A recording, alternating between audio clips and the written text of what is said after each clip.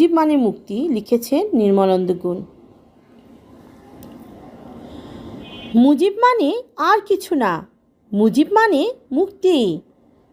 পিতার সাথে সন্তানের না লেখা প্রেম চুক্তি। মুজিব মানে আর কিছু না, মুজিব মানে শক্তি।